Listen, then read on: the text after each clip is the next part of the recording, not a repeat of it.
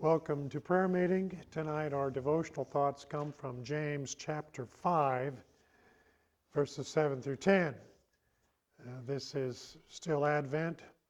Our thought is Christ is coming, be patient. Christ is coming, be patient. Verse 7, therefore be patient, brethren, until the coming of the Lord. See how the farmer waits for the precious fruit of the earth, waiting patiently for it until he receives the early and latter rain. You also be patient. Establish your hearts, for the coming of the Lord is at hand. Christ is coming. Just be patient and live in such a way as to be ready at any moment.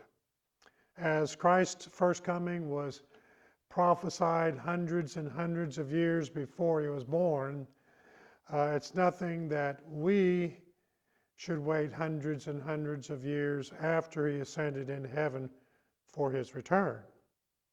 Christ is coming. Paul uses an example of the farmer. He said, be like the farmer who plants the seed and patiently waits until the time of harvest. Has anyone here ever been a farmer that's planted seeds? Okay, Brother Larry, I remember out there with those big tractors and things, you get out there and you disc up a field, right? Get the soil loose. And then you go through with a planter and plant seed. It might be milo, might be wheat, might be corn, whatever you want to put in there.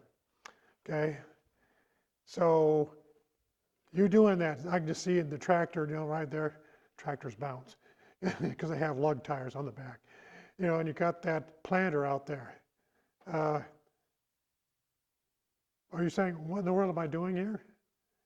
No, you know that there's a harvest coming, even though you're out there putting the seed in the ground.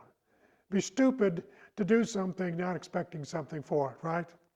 Okay, the farmer has the expectation of the coming crop. That's why he's out there. And he needs no proof. Why? Because he has an assurance. I planted that seed. It's in the ground. Nature's giving it the moisture, what it needs to germinate. That plant will grow. I'm going to help it along with cultivating a little bit from time to time, maybe adding some fertilizer or insect repellent and stuff like that. But I have the assurance that I am getting a crop. Now, I might get 5 bushels to the acre. I might get 10 bushels to the acre. You really won't know that until after the crop starts coming up and you see how thick it is, how healthy the plants are, what the weather is, and so forth like that. But when he starts that process, he knows he's getting a crop. He's invested a lot of money in the seed, in the equipments, in time doing that. So we are exhorted to be like this farmer. Establish our hearts. That is to take courage in whatever circumstances we have to endure. The farmer endures the weather and all the things to get his crop. Well, we're going through life, and we are to take courage in whatever circumstances you have to endure. So live expecting Christ to come any moment. That stress that's in your life right now. Hey, if Jesus would come in 10 minutes, guess what? That whole issue's gone. It's over with. It exists no more. Okay?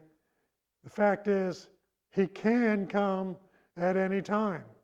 It was true in James' time when he wrote this letter. How much more is it true in our time, almost 2,000 years down the road? Verse 9 says, do not grumble against one another, brethren, lest you be condemned. Wow. Do not grumble against one another lest you be condemned. That's a pretty powerful statement, isn't it? That's something that is not to be taken lightly. Well, look what he adds to that afterwards. Behold, the judge is standing at the door. So Do not grumble, or if you're reading the King James Version, it says, do not grudge. What it really means is do not become impatient. That's the real meaning behind that word, becoming impatient. If we are living in expectation of Christ's coming, then let's not fuss among ourselves, okay? You see, we are accountable to each other for the things that we say and we do. So watch your words, because God also hears what we say, and we are doubly accountable to Him for how we treat each other. The Living Bible translates that verse. Don't grumble about each other, brothers. Are you yourselves above criticism? For see, the great judge is coming. He's almost here. Let him do whatever criticizing must be done. I like that. That's kind of a thought that's been added to the verse, but let him do the criticizing that must be done. The remarkable fact is, in fact, that the judge is at the door right now. That's why he hears. That's why he knows what's going on. He knows our thoughts. He knows our words. He knows our actions. And he holds us accountable for these things the very moment we think them, the very moment we say them, the very moment we do them. Thoughts, words, and actions have consequences, and they can never be taken back. Be careful. Verse 10, he says, my brethren, take the prophets who spoke in the name of the Lord as an example of suffering and patience. So James tells us, look, you've got the Old Testament prophets for your examples. And let me just add, I trust that you do read the books of the prophets of the Old Testament. I know sometimes they can be a little laborious going through them. You read something, you just scratch your head. I have no idea what he's talking about. Well, hang in there. When you read the Old Testament prophets, it's good to have a good commentary to look at. Matthew Henry, Adam Clark, or Albert Barnes are three excellent commentaries and can give you a lot of good insight to the prophecies of the Old Testament. And when you understand who the prophet is and to whom he's talking and what the situation is, those little light bulbs can go on. And you can say, okay, well, I realize that prophecy was directed towards Babylon in 700 BC. But there are principles that we can gather from those prophecies that apply to our everyday lives, to the situations that we find in our own country, in our own cultures. So the prophets are very worthwhile to read. And do a little digging and you can understand what's going on. Listen, those guys spoke their words with the certainty that God had given them to them. Those words were the seeds they planted.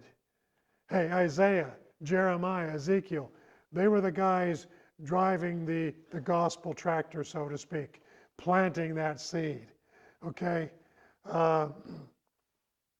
Many of the words that they spoke did not come to pass in their own lifetimes, but those words did come to pass. Every one of those prophecies of the major prophets and the minor prophets have come to pass. They've been fulfilled. Well, it may be that Christ will not come today or tomorrow, but be sure Christ will come. And he may come for you by means of your death, perhaps unexpected. As we look around, we see some people that maybe we say, well, you're a little bit closer to it than I am. No. There's some people live to be 105, 106 years old. Other people die at 53. How many of us here have passed 53? Okay. We're living on borrowed time then, aren't we? Or you may be alive when Jesus splits the sky and calls the end to time. The point is, Christ is coming. And James' exhortation to us is, be patient. He came the first time as prophesied. He will come the second time as prophesied. So, let's be patient, and above all, let's be ready. Amen.